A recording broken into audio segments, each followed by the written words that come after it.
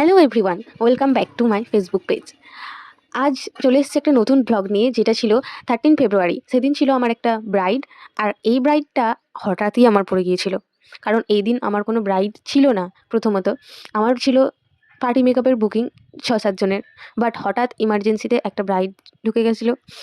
আর এখানে দেখো আমরা পৌঁছে গিয়েছি, আর এখানে আমরা একটা জিনিস নিয়ে খুবই কনফিউজড হয়ে গেছিলাম। কারণ এখানে একটা ছেলেরও বিয়ে হচ্ছে পাশের বাড়ি, আর আমি এসেছিলাম রাইড করতে। আমি ভেবেছি হঠাৎ লোকেশনে ভুল দেখালো নাকি, আমি ছেলের বিয়েতে ঢুকে গিয়েছিলাম। তো এখানে আমরা খুব কনফিউজড হয়ে গিয়েছিলাম। দিয়ে ওখানে আশেপাশের লোকজনকে জিজ্ঞাসা করতে বললো, না এখানে পাশের বাড়ি মেয়ের বিয়ে হচ্ছে, মানে যেখানে যাকে আমি সাজাতে এসেছি, যে ব্রাইডকে। তো আমরা এখানে পৌঁছে গিয়েছি। তো পৌঁছে গিয়ে দেখি ব্রাইড নেই, কারণ ব্রাইডকে স্নান করাতে নিয়ে গেছে।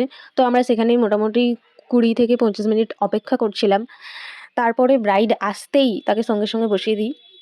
আর এখানে শ্রাবণী ফার্স্টে ওর হেয়ারটা ড্রাই করছিল, আর আমি একটু বসে অপেক্ষা করছিলাম। তারপরেই ওর একজন বাড়ির লোক এসে বলে যায় ওকে এখন আরেকটা রিচুয়ালসে বসতে হবে, তো একবারে রিচুয়ালসটা করে যেন ও মেকআপে বসে।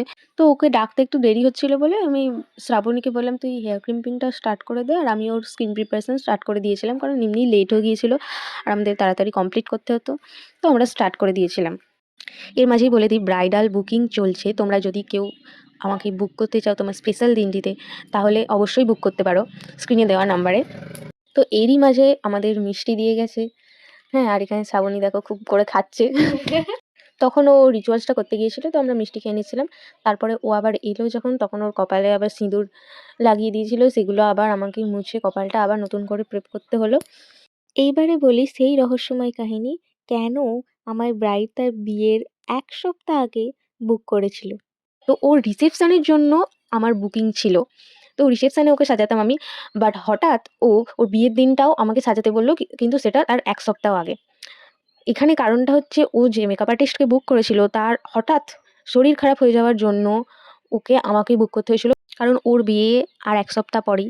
তখন সেই মুহূর্তে ও আর কোনো মেকআপ আর্টিস্ট না খুঁজতে গিয়ে ও সরাসরি আমাকেই কল করে বলে যে, দিদি তোমাকে সাজিয়ে দিতেই হবে, আর এটা আমার খুব করে রিকোয়েস্ট। তো ওখানে আমাকে ওর রিকোয়েস্ট অ্যাকসেপ্ট করতে হলো। তো আমি এখানে এসে আমার পার্টি মেকআপের বুকিংগুলো করবো ভেবেছিলাম, বাট ওর বাড়িটা তো আমার বাড়ি থেকে অনেকটা দূরে। তো ওখান থেকে এসে এখানে আমি করতাম, এখানে আমি একটা অ্যাসিস্ট্যান্ট লাগাবো ভেবেছিলাম, বাট পার্টি মেকআপ যারা করতো তারা আমার কাছেই সাজতে চাইছিল। তো সেটা আর হয়ে উঠলো না। তো আমি তাদের ক্যান্সেল করে দিতে বাধ্য হলাম। তো এটাই ছিল গল্প এর।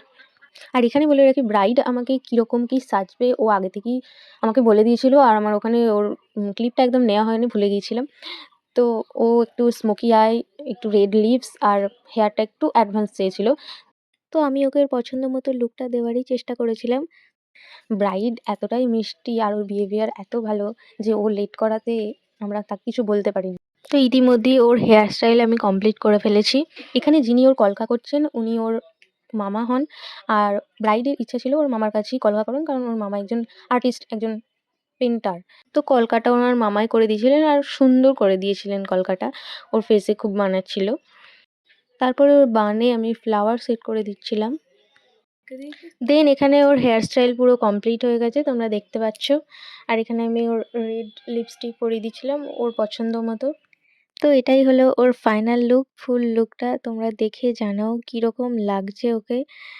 আর ভালো লাগলে অবশ্যই লাইক, কমেন্ট, শেয়ার করে দিও।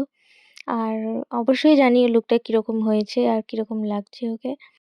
আর নিজের স্পেশাল দিনটিতে যদি এরকমই সুন্দর করে সাজতে চাও, তাহলে অবশ্যই আমাকে বুক করতে পারো। তো দেখা হচ্ছে পরের ভিডিওতে। আজকের মতো বাই।